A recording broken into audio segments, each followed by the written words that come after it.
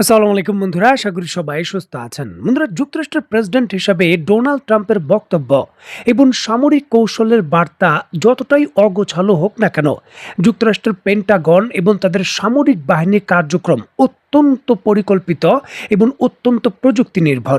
যেমনটা আমার ভিডিওতে আমি প্রায় সময় বলে থাকি, যুক্তরাষ্ট্র কোনো ঘটনার পরিপ্রেক্ষিতে রিয়াকশন দেয় না, বরঞ্চ রিয়াকশন দেওয়ার জন্য বিভিন্ন ঘটনা তৈরি করে। আজকে আমরা এই ইরানের সঙ্গে যে যুদ্ধবিরতির একটা লং টার্মের আলোচনার খেলা বা অন্যান্য ক্ষেত্রে যুক্তরাষ্ট্রের সামরিক হামলা আপাতত বড় ভিত্তিতে না হয়ে সীমিত পরিসরে মাঝে মাঝে যে হচ্ছে, এর মধ্যেও একটি কৌশলগত কারণ আছে।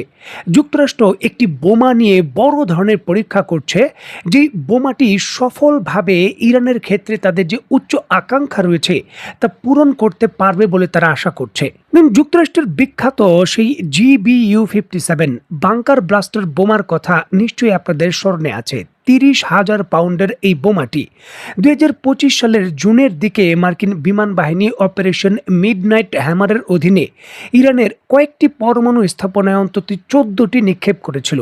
ইরানের ভূগর্ভস্থ সেন্ট্রিফিউজগুলো মারাত্মকভাবে ক্ষতিগ্রস্ত হলেও যুক্তরাষ্ট্রের নিজের দাবি অনুসারে সেটি পুরোপুরি ধ্বংস করতে পারেনি এই বোমা। দেখুন, খোদ যুক্তরাষ্ট্রের গোয়েন্দা সংস্থা এবং তাদের সংবাদ মাধ্যমের বার্তা বলছে, ইরানের ভূগর্ভস্থ বাংকার এবং পারমাণবিক স্থাপনাগুলো ধ্বংস করা যুক্তরাষ্ট্রের জন্য অত্যন্ত কঠিন, এমনকি কিছু ক্ষেত্রে অসম্ভব হয়ে দাঁড়িয়েছে। এর পেছনের মূল কারণ কোনো সাধারণ মাটির গর্ত নয়, বরঞ্চ অত্যন্ত উন্নত স্তরের প্রকৌশলী এবং প্রাকৃতিক দেওয়া ভৌগোলিক সুবিধা। আফগানিস্তানের পাহাড়ে যুক্তরাষ্ট্রের এই বোমাটি ভালো পারফরমেন্স দেখালেও ইরানের ক্ষেত্রে বিষয়টা ভিন্ন। ইরানের যে ফোর্দ পারমাণবিক কেন্দ্র, এটি গ্রেনাইট পাথরের একেবারে 260 থেকে 300 ফিট মাটির গভীরে অবস্থিত। মাটির নিচে এই মিসাইল সিটিগুলো সুড়ঙ্গের মতো শত শত কিলোমিটার জুড়ে ছড়িয়ে রয়েছে। সুনির্দিষ্টভাবে সেগুলোকে লক্ষ্য করে স্থান নির্ধারণ করা কঠিন কাজ। আমেরিকার শক্তিশালী বোমাগুলো মাটির 200 ফুট গভীরে যেতে পারে, 60 ফুট কংক্রিট ভেদ করতে পারে, তবে এর বাইরে তাদের ক্ষমতা সীমিত। যুক্তরাষ্ট্র যদি ইরানের মিসাইল সিটি, মিসাইলের উৎপাদন কারখানা বা পরমাণু স্থাপনা ধ্বংস করতে চায়, তাহলে GBU-57 বোমার থেকেও আরও বেশি শক্তিশালী বোমা রাখবে। আর এই জন্য গত 2 মাস ধরে যুক্তরাষ্ট্রের বিজ্ঞানীরা এই বোমাটি আপগ্রেড করার জন্য ব্যাপক ভিত্তিতে কাজ করছিলেন। আর অবশেষে তারা ঘোষণা দিয়েছেন, GBU-57 এর নেক্সট ভার্সন বা এর থেকেও যে আধুনিক বোমা তারা তৈরি করে ফেলেছেন, যেটা ইরান যুদ্ধে ব্যবহারের জন্য এখন প্রস্তুত।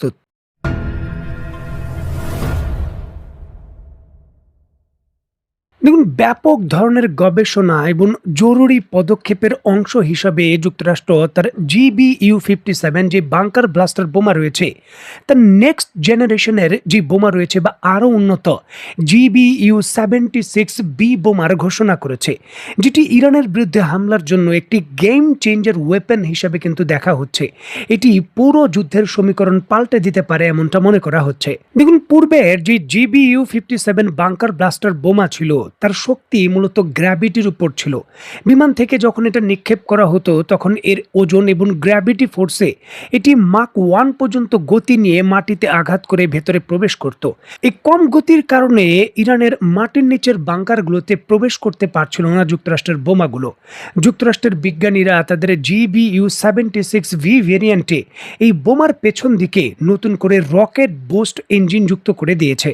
সামরিক বিশেষজ্ঞরা বলছেন, নতুন এই রকেট বুস্ট ইঞ্জিন বোমার সঙ্গে যুক্ত করে দেওয়ার কারণে কাইনেটিক ফোর্স এবং রকেট ইঞ্জিনের পাওয়ার দুইটাতে এই GBU-76 নতুন বোমা প্রায় মাক 3.5 বা ঘন্টায় প্রায় 3700 কিলোমিটার গতি বেগে এটি নিচের দিকে ধাবিত হবে। আর এর জন্য কিন্তু এর মাটির নিচে প্রবেশের যে ক্ষমতা, সেটা আগের তুলনায় অন্তত ডাবল হয়ে যাওয়ার সম্ভাবনা রয়েছে। পূর্বে যুক্তরাষ্ট্র তাদের বাংকার ব্লাস্টার বোমাগুলোর ওজন রেখেছিল 30,000 পাউন্ড, যার জন্য B-2 বম্বার শুধুমাত্র 2টি বোমাই বহন করতে পারত এবং অন্যান্য যুদ্ধবিমান এটি বহন করতে পারত না। তবে নতুন বোমার ওজন 30,000 পাউন্ড থেকে যুক্তরাষ্ট্র 22,000 পাউন্ডে নিয়ে এসেছে। আর এর জন্য কিন্তু ওজন কম হওয়ায় B-21 রাইডার যে নতুন প্রজন্মের স্টেলথি বোমারু বিমান এবং যুক্তরাষ্ট্রের আরও কয়েকটি বোমারু বিমান এই বোমা বহন করতে পারবে। মানে হামলার ক্ষেত্রে যুক্তরাষ্ট্রের ক্যাপাবিলিটি বাড়বে। যেহেতু ৩,৭০০ কিলোমিটার গতিবেগে বোমাটি একেবারে মাটির ২ মিটার টার্গেটে নিখুঁতভাবে হিট করার ক্যাপাবিলিটি অর্জন করেছে, এটি মাটির গভীরে ৩০০ ফিট পর্যন্ত যেতে পারবে, যেটি ইরানের গ্রেনাইট এর নিচে যে তৈরিকৃত বাংকারগুলো রয়েছে বা মিসাইল সিটি রয়েছে তার জন্য নতুন ঝুঁকি।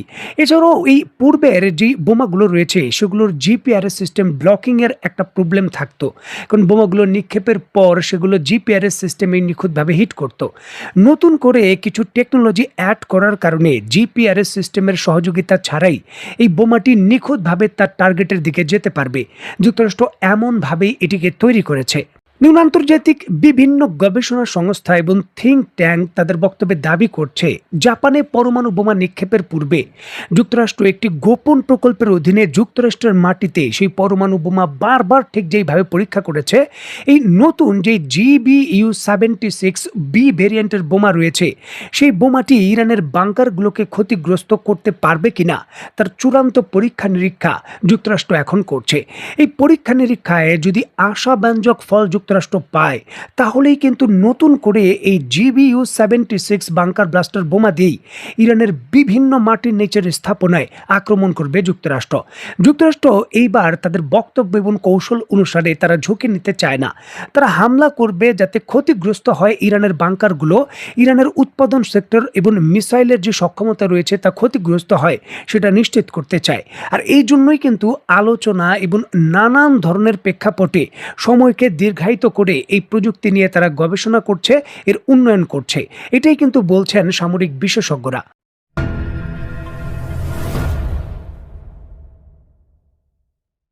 যুক্তরাষ্ট্র একটি সুপার পাওয়ার, দেশটির অর্থনীতিতে অর্থের কোনো অভাব নেই। একদিকে তাদের ডলারের বিশাল সক্ষমতা রয়েছে বৈদেশিক মুদ্রার রিজার্ভ কন্ট্রোল করার শক্তি। সুতরাং যুদ্ধক্ষেত্রে যতই খরচ হোক না কেন বা অর্থনৈতিক যত বড়ই ধাক্কা আসুক না কেন, যুক্তরাষ্ট্র হয়তো সেটা সামলে নিতে পারবে। যুক্তরাষ্ট্রের জন্য প্রধান চ্যালেঞ্জ হলো প্রযুক্তিগত উদ্ভাবন এবং যুদ্ধক্ষেত্রে কার্যকর অস্ত্র প্রয়োগের নিশ্চয়তা প্রদান করা, যেটি নিয়ে তারা হয়তো এখন বর্তমানে ব্যাপক কাজ করছে। ইরানের জন্য এটি একটি বড় চ্যালেঞ্জ, কারণ একদিকে যুক্তরাষ্ট্র যুদ্ধকালীন মধ্যস্থতায় যখন ব্যাপক প্রস্তুতি নিচ্ছে এবং GBU-76B ভেরিয়েন্টের নতুন আধুনিক বোমার সংস্করণ তৈরি করে যখন সেটা প্রয়োগের অপেক্ষায়, তখন ইরানও কিন্তু তার মিসাইল কর্মসূচি এবং উৎপাদন ব্যবস্থার নিরাপত্তার জন্য জোরদার প্রচেষ্টা শুরু করেছে। মাটির নিচের উৎপাদন সেক্টরগুলো, মিসাইল সিটিগুলো যাতে কোনোভাবেই যুক্তরাষ্ট্রের হামলার কারণে ক্ষতিগ্রস্ত না হয় এবং দীর্ঘকালীন যে কোনো যুদ্ধে সেগুলো সক্রিয় থেকে অস্ত্র উৎপাদন নিশ্চিত করতে পারে, সেই বিষয়ে ইরান প্রস্তুতি নিচ্ছে, ইরানের পক্ষ থেকে দাবি করা হচ্ছে। বিশেষ করে তাদের উৎপাদন ব্যবস্থাগুলো আরও বিস্তৃতভাবে ছড়িয়ে দেওয়ার তারা চিন্তা করছেন এবং পরিকল্পনা বাস্তবায়ন করছেন। দেখার বিষয়ে যুক্তরাষ্ট্র তাদের নতুন প্রযুক্তি GBU-76 বোমা ইরানের বিরুদ্ধে প্রয়োগ করতে চায় এবং ইরান তার বিরুদ্ধে পাল্টা সক্ষমতার প্রমাণও দিতে চায়। এই দুই পক্ষের চূড়ান্ত পরিকল্পনা কার কতটুকু সফল হয় সেটাই দেখার বিষয়। তো বন্ধুরা, আজকের মতো বিদায়, নতুন কোনো ভিডিও নিয়ে আবার দেখা হবে। সেই পর্যন্ত সবাই ভালো থাকবেন, সুস্থ থাকবেন এবং বাংলাদেশকে ভালোবাসবেন। আল্লাহ হাফেজ।